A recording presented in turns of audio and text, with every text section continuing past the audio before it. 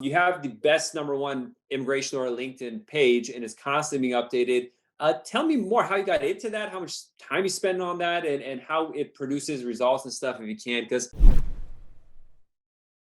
I Yeah. really always promote people getting involved in social media and educating, and that's the way, not selling, educating. Yeah, well, my thing. I've been on LinkedIn for a long time.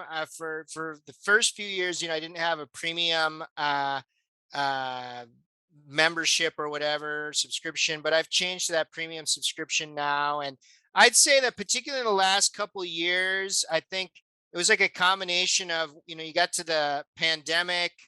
Well, I guess also I had joined this bigger firm and I wanted to use the platform to develop business opportunities. But I've always viewed the idea of LinkedIn. I mean, I think some lawyers view it as just sharing developments in the law, like when USCIS issues a new Yeah. policy, or here last week, the interview waiver. And that, I think, in my mind, is sort of like LinkedIn 1.0, like sharing news items. And there's value in that for sure. And I do some of that. But what I try to do is, think about things that are on the mind of our clients, right? Mhm.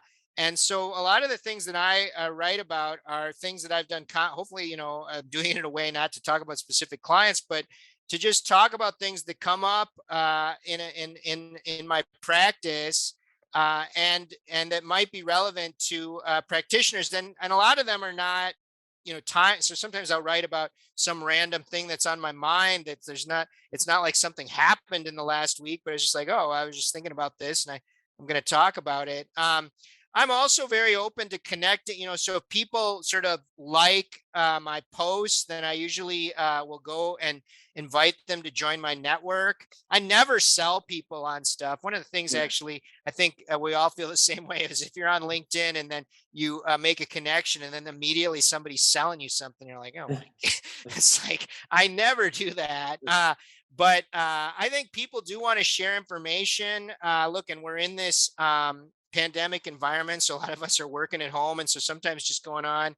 I will say that it suits me well in that for my entire adult life, I've suffered from insomnia. So sometimes in the middle of the night, I'm just thinking about something, and it's like, oh, I can just post this whenever I want. I think, I mean, obviously, sometimes I try to inject a little humor. I think it's important in any social media interactions that you have to not take yourself super seriously, because I think, people get into, maybe that's what Twitter's for, but people get Yeah. into these very heated discussions. I know some people, they don't want to talk about politics, and I try not to be super political, but immigration law is just kind of political. And so Yeah. if you're going to talk about immigration at all, you got to make some comments about politics. But, I try to, in a way, think about things from different people's perspectives. I mean, some perspectives are kind of beyond the pale for me, but I try not to be an ideologue, I guess. Yeah.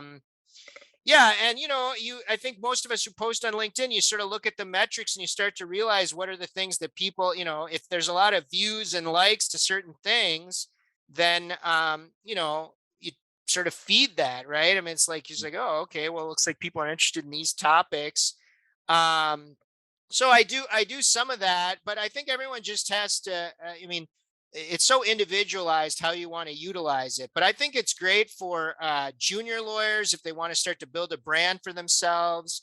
I get a lot of feedback from solos or even paralegals. One of the funny things is sometimes I get feedback from pretty well-known law firms, and I'm like, am I teaching you more than your own employer? Because you work at a famous law firm, so hopefully they're teaching you stuff. But yeah, so I think it's a good, I mean, for me, it's a great thing. I don't use any other social media. Obviously, some people will tell you, oh, Facebook is a great place to get clients or whatever. I mean, I'm not, I mean, I don't have any dispute with that, but I just chose one and sort of went all in on that.